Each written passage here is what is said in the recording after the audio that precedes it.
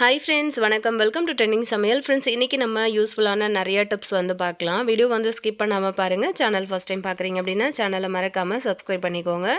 கூட இருக்கிற பெல் ஐக்கானையும் ப்ரெஸ் பண்ணிங்க அப்படின்னா நம்மளோட அப்டேட் எல்லாம் மிஸ் பண்ணாமல் பார்க்க முடியும். வாங்க நம்ம வீடியோக்குள்ளே போகலாம்.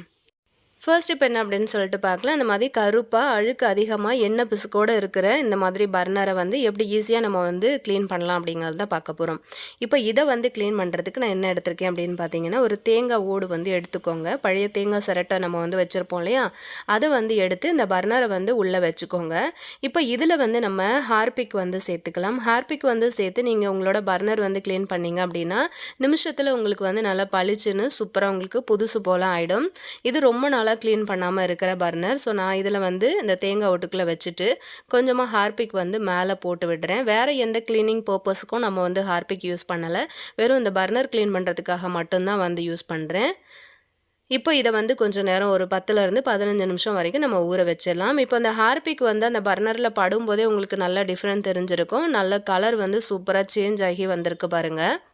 ஒரு கொஞ்ச நேரம் விட்டிங்க அப்படின்னாலே போதும், அழகாக உங்களுக்கு வந்து அந்த கருப்பு எல்லாமே வந்து நல்லாவே போயிடும். அதுக்கப்புறம் ஒரு கம்பி நார் வந்து யூஸ் பண்ணிவிட்டு நம்ம எந்த அளவுக்கு அதை வந்து தேய்க்கிறோமோ அந்தளவுக்கு நல்லா பளிச்சுன்னு வந்து சூப்பராக உங்களுக்கு வந்து க்ளீன் ஆகி வந்துடும். பர்னர் அப்படிங்கிறது எப்போவுமே நம்மளோட கிச்சனில் அது அழுக்காயிட்டே தான் இருக்கும். எப்போவுமே வந்து அந்த பர்னர் புதுசாகவே இருக்காது.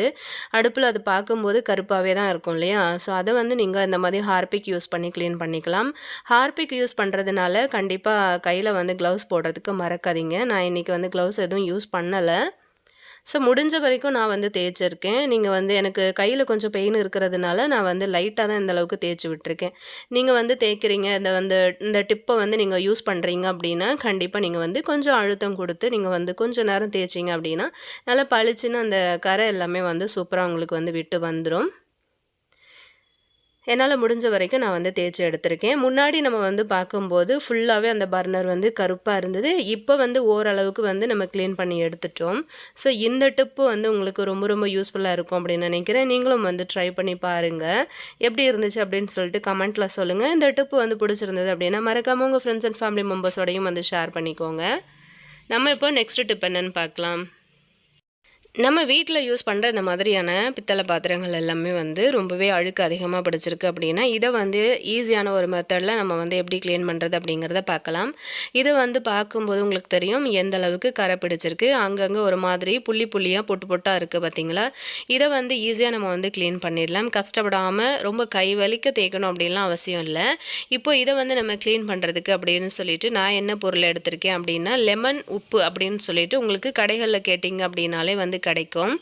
அந்த மாதிரி பொருள் வந்து நம்ம யூஸ் பண்ணி க்ளீன் பண்ணும்போது இந்த ஒரு மாதிரியான புள்ளி புள்ளியாக உங்களுக்கு அந்த பித்தளை செம்பு பாத்திரங்கள்லாம் இருக்கும்ல, அந்த மாதிரி பிரச்சனையும் இருக்காது. அதே மாதிரி நிமிஷத்தில் உங்களுக்கு அந்த தண்ணியில் போட்டு எடுத்துட்டிங்க அப்படின்னாலே உங்களுக்கு பளிச்சுன்னு புதுசு போல் க்ளீன் ஆகிடும். இந்த எலுமிச்சை உப்பு வந்து உங்களுக்கு நிறைய கடைகளில் கிடைக்கும். சூப்பர் மார்க்கெட்லேயும் உங்களுக்கு வந்து கிடைக்கும். இதோட ப்ரைஸும் வந்து பார்த்திங்க அப்படின்னா ரொம்பவே கம்மியான ப்ரைஸ் தான். 16 ரூபாய் தான் இந்த சின்ன பாக்கெட்டு. இது வந்து ஒரு 50 கிராம் அளவில் இருக்கக்கூடிய பாக்கெட் தான். இந்த மாதிரி பாக்கெட் வந்து வாங்கி வச்சிட்டிங்க அப்படின்னா நீங்கள் கஷ்டப்படாமல் உங்களோட பூஜை பாத்திரங்கள் எல்லாத்தையுமே வந்து சூப்பராக க்ளீன் பண்ணுறதுக்கு இதை வந்து யூஸ் பண்ணிக்கலாம். இப்போ இதிலிருந்து நம்ம கொஞ்சமாக கொட்டி எடுத்துக்கலாம். பாத்திரம் வந்து நிறைய இருக்குது அப்படின்னா கொஞ்சம் அதிகமான அளவில் வந்து எடுத்துக்கோங்க. இல்லை அந்த ஒரு பாக்கெட் கூட நம்ம வந்து அப்படியே சேர்த்துக்கலாம். நான் இன்றைக்கி இந்த 2 பொருள் மட்டும் க்ளீன் பண்ண போகிறதுனால ஒரு சின்ன பாத்திரத்தில் தண்ணி வந்து எடுத்திருக்கேன். முடிஞ்ச வரைக்கும் கொஞ்சமான தண்ணியில் ஊற வைங்க. இப்போது அந்த எலுமிச்சை உப்பை வந்து உள்ளுக்குள்ளே கொட்டி விட்டுருங்க. அதுக்கப்புறம் கொஞ்சமாக விம் லிக்விட் வந்து சேர்த்துக்கோங்க. நம்ம வந்து தேய்ச்சி கழுவும் போது லைட்டாக நுர வரணும் இல்லையா? ஸோ அதுக்காக கொஞ்சம் விம் லிக்விட், ஏதாவது நீங்கள் வந்து பாத்திரம் கழுவுறதுக்கு யூஸ் பண்ணுற எந்த லிக்விட் வேணாலும் சேர்த்துக்கலாம். இப்போ இந்த எடுத்து வச்சுருக்கிற பொருளை இதுக்குள்ளே வந்து நம்ம தண்ணியில் சேர்த்து ஊற வச்சிடலாம். இப்போ லைட்டாக தண்ணி அந்த எலுமிச்சை உப்பு தண்ணி வந்து அந்த பாத்திரத்தில் படும்போதே நல்லா பளிச்சுன்னு கலர் வந்து மாறுறது உங்களால் பார்க்க முடியும்னு நினைக்கிறேன். இப்போ இதை வந்து ஒரு 10லேருந்து 15 நிமிஷம் வரைக்கும் கூட ரெஸ்ட்டில் அப்படியே விட்டுடலாம். இது வந்து நல்லா ஊறி வரட்டும். பாருங்கள் எந்த அளவுக்கு கலர் வந்து சூப்பராக சேஞ்ச் ஆகி வந்திருக்கு பாருங்கள். நல்ல பளபளன்னு பளிச்சுன்னு ஆயிடுச்சு. அப்படியே நம்ம எடுத்து அலசி வச்சிடலாம். நம்ம வந்து தேய்க்கணும் அப்படிங்கிற அவசியம் கூட கிடையாதுன்னு நினைக்கிறேன். ஸோ நல்லா பளிச்சுன்னு ஆயிடுச்சு இல்லையா? இப்போ வந்து வெறும் ஒரே ஒரு ஸ்க்ரப்பர், அதாவது இந்த பச்சை ஸ்க்ரப்பர் இருக்கும் இல்லையா, அதை வந்து யூஸ் பண்ணி நம்ம இதை வந்து தேய்ச்சி கழுவிடலாம். லைட்டா அங்கங்க அந்த புள்ளி புள்ளியா இருக்கு பாருங்க. அது எல்லாமே வந்து நமக்கு போயிடும். சில்வர் ஸ்க்ரப்பர் வந்து யூஸ் பண்ணி எப்பவுமே வந்து தேய்க்கக்கூடாது. பாத்திரங்கள் வந்து கிராச்சஸ் வந்து அதிகமா விழுந்துரும். டேமேஜ் ஆயிடும். ஸோ இந்த மாதிரி லைட்டா வந்து தேய்ச்சு குடுத்துருங்க. இப்படி தேய்க்கும்போதே நல்லா பளபளன்னு பளிச்சுன்னு ஆகுறது உங்களால பார்க்க முடியும்னு நெனைக்கிறேன். இதுவும் ரொம்ப ரொம்ப யூஸ்ஃபுல்லான டிப்ஸா இருக்கும்னு நெனைக்கிறேன்.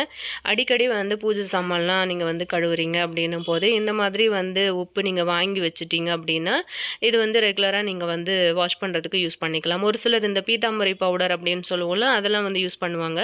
அதெல்லாம் யூஸ் பண்ணும்போது கையெல்லாம் பார்த்தீங்க அப்படின்னா, ஒரு மாதிரி தோல் உரியிற மாதிரி, ஒரு மாதிரி சொர சொரப்பா அப்படியெல்லாம் இருக்கும். அந்த மாதிரி பிரச்சனைலாம் இதில வந்து உங்களுக்கு இருக்காது. ஜஸ்ட் அந்த தண்ணீல ஊற போட்டுட்டு நீங்க பாத்திரத்த வச்சுட்டீங்க அப்படின்னா, அது பாட்டுக்கு ஊறிட்டு இருக்கும். 10 நிமிஷத்துல எடுத்து நீங்க அப்படி தேய்ச்சு விட்டீங்க அப்படின்னா, சூப்பரா பளிச்சுன்னு கிளீன் ஆயிடும். இந்த ஐடியாவும் உங்களுக்கு ரொம்பவே யூஸ்ஃபுல்லா இருக்கும் அப்படின்னு நினைக்கிறேன். நீங்களும் வந்து ட்ரை பண்ணி பாருங்க. மறக்காம உங்க ஃப்ரெண்ட்ஸ் அண்ட் ஃபேமிலி மெம்பர்ஸோடையும் வந்து இந்த வீடியோ வந்து ஷேர் பண்ணிக்கோங்க. அடிக்கடி இந்த மாதிரி வந்து உருளி யூஸ் பண்ணி நம்ம வந்து பூக்கள்லாம் போட்டு டெக்கரேஷன் பண்ணி வைக்கிறோம் அப்படின்னும்போது, அது வந்து சீக்கிரமாகவே வந்து அழுக்கு அதிகமா பிடிச்சு கருப்பாகிறதுக்கு வந்து வாய்ப்பு இருக்கு. ஸோ அப்ப வந்து நீங்க இந்த மாதிரி டிப்ஸ் வந்து யூஸ் பண்ணிக்கலாம். ஸோ ஃபுல்லா வந்து நான் தேய்ச்சு விட்டுட்டேன். இப்போ நான் உங்களுக்கு வாஷ் பண்ணிட்டு காட்டுறேன் பாருங்க. எப்பவுமே வந்து நீங்க நார்மலா இந்த மாதிரி தண்ணீல நீங்க வாஷ் பண்றீங்க. அதாவது நம்ம எப்பவுமே சிங்க்ல வர்ற தண்ணீல தானே கழுவுவோம். ஸோ அது வந்து உப்பு தண்ணியா இருக்கிறதுனால, அந்த பாத்திரத்த கழுவி நீங்க எடுத்ததுக்கு பிறகு நல்ல தண்ணி கொஞ்சமா பிடிச்சு, அதுக்கப்புறமா நீங்க அதில வந்து அலசி வச்சுட்டீங்க அப்படின்னா, எப்பவுமே புதுசு போல இருக்கும். சீக்கிரத்தில உங்களுக்கு வந்து அது கருத்து போகாது. ஒரு மாதிரி புள்ளி புள்ளியாவும் உங்களுக்கு வந்து வராது. எப்பவுமே பாத்திரம் வந்து நீங்க வாஷ் பண்ணி எடுத்துட்டீங்க அப்படின்னா, இத வந்து ஒரு காட்டன் துணி வச்சு ஈரம் இல்லாம தொடச்சு வச்சுருங்க. அப்பதான் அந்த ஒரு மாதிரியான டாட் டாட்டா உங்களுக்கு வந்து வரவே வராது. ஸோ மறக்காம இந்த உப்பு வந்து வாங்கி வச்சுக்கோங்க. இதில இப்ப வந்து நம்ம பூக்கள் வந்து போட்டு டெக்கரேஷன் பண்ணும்போது பார்க்கறதுக்கே ரொம்ப ரொம்ப அழகா இருக்கும். எப்பவுமே புதுசு போல இருக்கும். கண்டிப்பா நீங்களும் ட்ரை பண்ணி பாருங்க. இந்த டிப்ஸ் உங்களுக்கு பிடிச்சிருந்தது அப்படின்னா, மறக்காம இந்த வீடியோவுக்கு ஒரு லைக் குடுத்துருங்க. உங்க ஃப்ரெண்ட்ஸ் அண்ட் ஃபேமிலி மெம்பர்ஸோடையும் வந்து ஷேர் பண்ணிக்கோங்க. நெக்ஸ்ட் டிப் என்ன அப்படின்னு சொல்லிட்டு பார்க்கலாம். நம்மளோட வீட்ல வந்து பார்த்தீங்கன்னா, குட்டியா சின்ன சின்ன தட்டுல இருந்து பெரிய தட்டு வரைக்கும் நெறையவே வந்து வெரைட்டியா நம்ம வந்து வச்சிருப்போம். அத வந்து ஃபுல்லாவே வந்து அடுக்கி வைக்கணும் அப்படின்னா, நமக்கு ஏதாவது ஒரு ஸ்டாண்டு வந்து தேவைப்படும். ஸோ அந்த ஒரு ஸ்டாண்டு வந்து நம்ம இந்த மாதிரி ஒரு கேன் மட்டுமே யூஸ் பண்ணி எப்படி ரெடி பண்ணுறதுன்னு பார்க்கலாம். இது வந்து நான் பால் வாங்கின ஒரு கேன் தான். ஸோ இந்த கேன்ல தான் என்கிட்ட இருக்கிற குட்டி குட்டி பிளேட்ஸ் எல்லாத்தையுமே நான் வந்து அரேஞ்ச் பண்ணி வைக்க போறேன். இப்போ ஒரு கத்திய வந்து நல்லா ஹீட் பண்ணி எடுத்துக்கலாம். இப்போ நான் காட்டுற இந்த இடத்துல நம்ம இந்த கத்தியை வச்சு அழகா கட் பண்ணிக்கலாம். கொஞ்சம் கொஞ்சமா கேப் விட்டு நடுவுல சின்ன சின்ன கேப் வர்ற மாதிரி நீங்க விட்டு விட்டு கட் பண்ணி எடுத்தீங்க அப்படின்னா ஈஸியா உங்களுக்கு வந்து ஒரு ஸ்டாண்டு மாதிரி ரெடி ஆயிடும். இது வந்து ஒயிட் கலர்ல இருக்கிறதுனால நான் அதை வந்து அப்படியே விட்டுட்டேன். உங்களுக்கு வேணும் அப்படின்னா அழகா நீங்க வந்து கலர் பண்ணினதுக்கு அப்புறம் கூட இதை வந்து ரெடி பண்ணி எடுத்துக்கலாம். இந்த மாதிரி கொஞ்சமா கேப் வந்து விட்டுட்டு பக்கத்துல வந்து இன்னொரு தடவை இந்த மாதிரி கட் பண்ணிக்கோங்க. ஒரு பிளேட் வந்து வைக்கிற அளவுக்கு கொஞ்சம் கேப் விட்டா போதும். அடியில வந்து கட் பண்ணும்போது கரெக்டான அளவுல இருக்கா அப்படிங்கிறத பார்த்துக்கோங்க. ஒரு பக்கம் சின்னதாவும், ஒரு பக்கம் பெருசாவும் கட் பண்ணிட்டீங்க அப்படின்னா, நம்ம வந்து பிளேட் வைக்கும்போது ஒரு பக்கம் மேல, ஒரு பக்கம் கீழ அப்படின்னு சொல்லிட்டு தூக்கிட்டு நிக்கும். ஸோ 2 பக்கமும் சமமா இருக்கிற மாரி இப்படி வந்து கட் பண்ணி எடுத்துக்கோங்க. பார்க்கும்போது உங்களுக்கு தெரிஞ்சிருக்கும் எப்படி வந்து நான் கட் பண்ணுறேன் அப்படின்னு சொல்லிட்டு. இதை விட கொஞ்சம் பெரிய சைஸ் கேனாக இருந்தது அப்படின்னா நம்ம வந்து சாப்பிட்ற பிளேட் கூட வந்து அடுக்கி வைக்கலாம். இந்த கேன்லேயே கூட சாப்பிட்ற பிளேட்லாம் கூட அடுக்கி வைக்கலாம். பார்த்தீங்கன்னா உங்களுக்கு தெரியும், நான் வந்து கட் பண்ணி எடுத்துட்டேன். அது ஒரு ஓரமாக இருக்கட்டும். பார்த்தீங்கன்னா இந்த மாதிரி பிளேட்ஸ் வந்து நம்ம நிறைய வச்சுருப்போம். ஸோ இதை வந்து நம்ம ஒரு பாத்திரம் அடுக்கிற ஸ்டாண்ட்லேயோ எங்கேயாவது ஒரு இடத்துல வைக்கிறோம் அப்படின்னா அதுக்குன்னு ஸ்பேஸ் வந்து நமக்கு நிறையவே தேவைப்படும். அதுவும் கிச்சனில் வந்து பார்த்திங்க அப்படின்னா அதிகமான ஸ்பேஸ் இல்லை அப்படின்னா ரொம்பவே கஷ்டமாக இருக்கும் நமக்கு இதெல்லாம் வந்து அரேஞ்ச் பண்ணுறதுக்கு. இப்போது இந்த ஒரே ஒரு கேன் மட்டும் நான் வந்து கட் பண்ணி எடுத்திருக்கேன். இதே மாதிரி 2 கேன் வந்து ரெடி பண்ணிட்டீங்கன்னா சின்ன சின்ன பிளேட்ஸ் எல்லாம் வந்து வைக்கிறதுக்கு ஒரு ஸ்டாண்டு, அதுக்கப்புறம் பெரிய பெரிய பிளேட்ஸ் எல்லாம் வந்து வைக்கிறதுக்கு ஒரு ஸ்டாண்டு வந்து யூஸ் பண்ணிக்க முடியும். பாருங்கள் எவ்வளோ அழகாக வந்து நம்ம அரேஞ்ச் பண்ணிட்டோம். பார்க்குறதுக்கும் ரொம்ப அழகாக இருக்குல்ல. அழகாக நம்ம வந்து மூவ் பண்ணிக்கலாம். இப்படி பிடிச்சி நம்ம வந்து அழகாக ரொட்டேட் பண்ணி எடுத்துக்கலாம். பாத்திரம்லாம் கழுவிட்டு அதுக்கப்புறமா இந்த மாதிரி ஸ்டாண்டில் அரேஞ்ச் பண்ணி வச்சிட்டிங்க அப்படின்னா கிச்சன் கவுண்டர் டாப்லேயே ஒரு ஓரமாக வச்சிங்க அப்படின்னாலும் பார்க்கறதுக்கு ரொம்ப அழகாக இருக்கும். உங்களுக்கு எடுத்து யூஸ் பண்ணுறதுக்கும் ரொம்பவே யூஸ்ஃபுல்லாக இருக்கும். பாருங்கள், நான் வந்து செல்ஃபில் வந்து ஒரு ஓரமாக வச்சுருக்கேன். அழகாக நம்ம வந்து அதை மூவ் பண்ணி எடுக்க முடியும். இந்த மாதிரி அரேஞ்ச் பண்ணி வச்சோம் அப்படின்னா கிச்சனுமே வந்து பார்க்கறதுக்கு ரொம்ப நேர்த்தியாக அழகாக இருக்கும். கண்டிப்பாக நீங்களும் வந்து ட்ரை பண்ணி பாருங்கள். இந்த டிப்ஸ் உங்களுக்கு பிடிச்சிருந்தது அப்படின்னா மறக்காமல் உங்கள் ஃப்ரெண்ட்ஸ் அண்ட் ஃபேமிலி மெம்பர்ஸோடையும் வந்து ஷேர் பண்ணிக்கோங்க. இதே மாதிரி ஆர்கனைசர் நீங்களும் ரெடி பண்ணீங்க அப்படின்னா மறக்காமல் கமெண்ட்டில் வந்து எப்படி இருந்தது அப்படின்னும் மறக்காமல் சொல்லுங்கள். இப்போ நெக்ஸ்ட் டிப் பார்க்கலாம். எப்போவுமே எண்ணெய் கத்திரிக்காய் குழம்புக்கு நம்ம வந்து பிளான் பண்ணோம் அப்படின்னா, அந்த மாதிரி சின்ன சின்ன கத்திரிக்காவா அதுலேயும் வந்து பார்த்திங்கன்னா, நல்ல பிஞ்சா இருக்கிற மாதிரி வாங்கிக்கோங்க. அதுலேயும் பார்த்திங்கன்னா, நல்ல முள்ளு கத்திரிக்காவா இருந்தால் நல்லா பிஞ்சா இருக்கும்போது ரொம்பவே டேஸ்ட்டாக இருக்கும். இப்போ இந்த கத்திரிக்காய் வந்து பார்த்திங்கன்னா, ஒரு சிலர் வந்து இந்த காம்பு வந்து எடுத்துட்டு கட் பண்ணுவாங்க. நிறைய பேர் வந்து இந்த காம்போட வந்து சேர்த்து போடுவாங்க. காம்போட சேர்க்கும்போது ரொம்பவே டேஸ்ட்டாக இருக்கும். நாளை கட் பண்ணும்போது பூச்சி இருக்கா அப்படிங்கிறதையும் செக் பண்ணிவிட்டு கட் பண்ணி தண்ணியில் போட்டுக்கோங்க. இப்போ அந்த கத்திரிக்காய்க்குள்ளே வைக்கிற ஸ்டஃபிங் வந்து ரெடி பண்ணலாம். அதுக்கு ஸ்டவ் ஆன் பண்ணிவிட்டு கடாய் வச்சுட்டு கொஞ்சம் ஆயில் சேர்த்துக்கோங்க. ஒரு பெரிய சைஸ் வெங்காயம் வந்து கட் பண்ணி சேர்த்துருக்கேன். வெங்காயம் வந்து சின்ன வெங்காயம் இருந்ததுன்னா சேர்த்துக்கோங்க, ரொம்பவே டேஸ்ட்டாக இருக்கும். இதில் வந்து 7-8 துண்டு தேங்காய் வந்து சேர்த்துருக்கேன். அதுக்கப்புறம் கொஞ்சமாக வந்து கருவேப்பிலை, கொஞ்சம் சீரகம் வந்து கசக்கிட்டு சேர்த்துக்கோங்க. இது கூட மிளகு இருந்தது அப்படின்னா சேர்த்துக்கோங்க. என்கிட்ட மிளகு இல்லை, ஸோ நான் வந்து சேர்க்கலை. இது கூட கொஞ்சமாக உப்பு வந்து சேர்த்துக்கலாம். சேர்த்துட்டு நல்லா அந்த மாதிரி வந்து வதக்கி விடுங்க. நான் இன்றைக்கி தேங்காவை இந்த மாதிரி கட் பண்ணி சேர்த்துருக்கேன். நீங்கள் துருவி சேர்க்குறதா இருந்தால் ஒரு சின்ன குட்டி பவுலில் வந்து ஒரு பவுல் அளவுக்கு சேர்த்துக்கோங்க. இப்போ வந்து ஸ்டவ் ஆஃப் பண்ணினதுக்கப்புறமா காரத்துக்கு தகுந்த மாதிரி ஒரு ஸ்பூன் அளவுக்கு தனி மிளகாத்தூள் வந்து சேர்த்துருக்கேன். சேர்த்துட்டு இது வந்து நல்லா ஆறுனதுக்கப்புறம் மிக்சியில் சேர்த்து நல்லா நைஸாக இந்த மாதிரி அரைச்சி எடுத்துகிட்டு வந்துடுங்க. எடுத்ததுக்கப்புறமா அந்த கத்திரிக்காய்க்கு நடுவில் 4 பக்கமும் வந்து பார்த்திங்கன்னா இந்த மாதிரி அரைச்சி வச்சுருக்கிற ஸ்டஃபிங்கை வந்து உள்ளே வச்சு விட்டுருங்க. இந்த மாதிரி வந்து ஃபுல்லாக எல்லா கத்திரிக்காயிலுமே நம்ம வந்து வச்சு விடலாம். இந்த மாதிரி செஞ்சதுக்கு அப்புறமா இதை வந்து எண்ணெயில் ஃப்ரை பண்ணிவிட்டு நம்ம வந்து குழம்புல சேர்க்கும்போது டேஸ்ட் வந்து வேறு லெவலில் இருக்கும். இது வரைக்கும் நீங்கள் செய்யலை அப்படின்னா ஒரு தடவை வந்து செஞ்சு பாருங்கள். உள்ளே வைக்கிற மசாலா வந்து நல்லா அடியில் கத்திரிக்காய் வரைக்கும் போகிற மாதிரி ஃபுல்லாகவே வந்து வச்சு விட்டுருங்க. இதே மாதிரி எல்லா கத்திரிக்காயும் நம்ம வந்து வச்சு எடுத்துடலாம். எப்போவுமே இந்த மாதிரி எண்ணெய் கத்திரிக்காய் குழம்பு வைக்கும்போது நீங்கள் நல்லெண்ணெய் சேர்த்திங்க அப்படின்னா டேஸ்ட் இன்னுமே சூப்பராக இருக்கும். இப்போ வந்து ஒரு எலுமிச்சம்பழம் அளவுக்கு புளி வந்து எடுத்திருக்கேன். எடுத்து நல்லா இதை வந்து கரைச்சி நம்ம வந்து தண்ணியை ஃபஸ்ட்டு எடுத்துடலாம். கத்திரிக்காய்க்குள்ளே நீங்கள் ஸ்டஃபிங் வைக்கிறீங்க இல்லையா, அந்த மாதிரி ஸ்டஃபிங் வச்சதுக்கப்புறம் மீதி மசாலா இருந்தது அப்படின்னா அதை வந்து இந்த புளி தண்ணியில் நீங்கள் வந்து கரைச்சி விட்டுடலாம். இப்போ கத்திரிக்காய் வந்து நம்ம ரெடி பண்ணி எடுத்தது தனியாக இருக்கட்டும். இப்போது ஸ்டவ் ஆன் பண்ணிவிட்டு இந்த மாதிரி ஆயில் வந்து சேர்த்துக்கலாம். சேர்த்துட்டு நம்ம இந்த மாதிரி கத்திரிக்காய் எல்லாத்தையுமே வந்து ஒன்று ஒன்றா உள்ளே சேர்த்துக்கோங்க. சேர்த்துட்டு வேணும்னா ஒரு 5 நிமிஷத்துக்கு மூடி போட்டு சிம்மில் விட்டுருங்க. அப்போ தான் நல்லா வந்து வேகும். ஒரு கத்திரிக்காவை லைட்டாக வந்து திருப்பி கொடுங்க, இல்லைன்னா மசாலா எல்லாமே வந்து வெளியில் வந்துடும். ஸோ நான் வந்து ஒரு பேட்ச் வந்து ஃபுல்லாக ஃப்ரை பண்ணி எடுத்துட்டேன். நல்ல கத்திரிக்காய் வெந்து வந்திருக்கு. மீதி இருக்கிற கத்திரிக்காயும் இந்த மாதிரி உள்ளே சேர்த்துட்டு நல்ல ஒரு கரண்டி வச்சு இந்த மாதிரி வந்து திருப்பி திருப்பி விடுங்க. முடிஞ்ச வரைக்கும் சிம்லேயே வைங்க.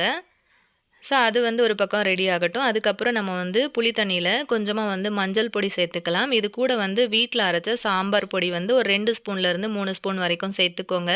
கொஞ்சம் கலர் கொடுக்கணும் அப்படிங்கிறதுக்காக காஷ்மீரி மிளகாத்தூள் சேர்த்துருக்கேன். அதுக்கப்புறம் கொஞ்சம் உப்பு சேர்த்துருக்கேன். அது கடைசியாக வந்து சேர்த்த தண்ணி நம்ம மிக்ஸி ஜார் வந்து கழுவினோம் இல்லையா, அது வந்து சேர்த்துருக்கேன். அதுக்கப்புறம் பார்த்திங்கன்னா இந்த கத்திரிக்காய் வந்து சூப்பராக ஃப்ரை ஆகிட்டு ரெடியாக இருக்குது பாருங்கள். இப்போது ஸ்டவ் ஆன் பண்ணிவிட்டு இந்த மாதிரி ஒரு மண் சட்டி வச்சுருக்கேன். அதில் கொஞ்சமாக வெந்தயம், கடுகு, அதுக்கப்புறம் வந்து கொஞ்சம் பூண்டு, அதுக்கப்புறம் வந்து ஒரு பெரிய வெங்காயம், கொஞ்சம் கருவேப்பிலை சேர்த்து நம்ம இந்த மாதிரி வதக்கி விட்டுக்கலாம். நல்லா இது வந்து வதங்கி கலர் மாதிரி வரட்டும். இப்போ நம்ம வந்து ஒரு சின்ன தக்காளி வந்து சேர்த்துக்கலாம். நம்ம இதில் வந்து புளி அதிகமாக சேர்க்கறதுனால தக்காளி வந்து ஒரு சின்னதாக வந்து சேர்த்துருக்கேன். கூடவே வந்து தனி மிளகாத்தூள் வந்து காரத்துக்கு சேர்த்துருக்கேன். நம்ம வந்து சேர்த்துருக்கிறது சாம்பார் பொடி அப்படிங்கிறதுனால நமக்கு காரம் கம்மியாக இருக்கும். உங்களுக்கு காரம் அதிகமாக பிடிக்கும் அப்படின்னா இந்த டைமில் தனி மிளகாத்தூள் வந்து சேர்த்துக்கோங்க. இப்போ நம்ம ஃப்ரை பண்ணி எடுத்து வச்ச கத்திரிக்காயையும் உள்ளே சேர்த்துட்டு நல்லா அந்த மாதிரி கலந்து கொடுத்துருங்க. லைட்டாக கரண்டி போட்டு திருப்பி திருப்பி விடுங்க. அப்போ தான் வந்து உள்ளே இருக்கிற மசாலா நமக்கு வந்து பிரிஞ்சு போகாமல் நல்லா இந்த மாதிரி கிடைக்கும்.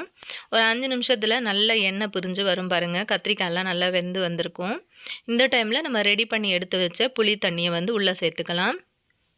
ஒரு 10 நிமிஷம் வந்து சிம்லேயே வச்சுட்டு மூடி போட்டு மூடி விட்டிங்கன்னா இந்த அளவுக்கு குழம்பு உங்களுக்கு நல்லா வந்து சுண்டி கிடைக்கும். இன்னுமே வந்து உங்களுக்கு நல்லா சுண்டி வரணும் அப்படின்னா இன்னொரு 5 நிமிஷம் நல்லா லோ ஃப்ளேமில் வச்சுடுங்க. ஃபைனலாக வந்து ஒரு சின்ன துண்டு வெள்ளைக்கட்டியை உள்ளே சேர்த்துக்கோங்க. அது கூடவே கொஞ்சமாக கருவேப்பிலை வந்து ஃப்ரெஷ்ஷாக எடுத்து இந்த மாதிரி பிச்சுட்டு உள்ளே சேர்த்துட்டு ஒரு 5 நிமிஷத்துக்கு மூடி போட்டு நல்லா லோ ஃப்ளேமில் அடுப்பு அப்படியே விட்டுருங்க. 5 நிமிஷம் கழித்து ஸ்டவ் ஆஃப் பண்ணிவிட்டு நீங்கள் ஓப்பன் பண்ணி பார்த்தீங்க அப்படின்னா நல்ல எண்ணெய் பிரிஞ்சு நல்ல கலர் வந்து உங்களுக்கு சூப்பராக கிடச்சிருக்கும். அதே மாதிரி கத்திரிக்காய் எல்லாம் சூப்பராக வெந்து வந்திருக்கும். இந்த மாதிரி வந்து செஞ்சு சாப்பிட்டீங்க அப்படின்னா ஒரு பானை சோறு வச்சாலுமே பத்தாத அளவுக்கு அவ்வளோ டேஸ்ட்டாக இருக்கும். 2 நாள் வச்சு சாப்பிட்டாலுமே குழம்பு வந்து உங்களுக்கு கெட்டு போகாது. ட்ரை பண்ணுங்கள், உங்கள் ஃப்ரெண்ட்ஸ் கூட ஷேர் பண்ணுங்கள். நெக்ஸ்ட் ஒரு வீடியோவில் உங்களை மீட் பண்ணுறேன். சேனலை மறக்காமல் சப்ஸ்கிரைப் பண்ணிக்கோங்க.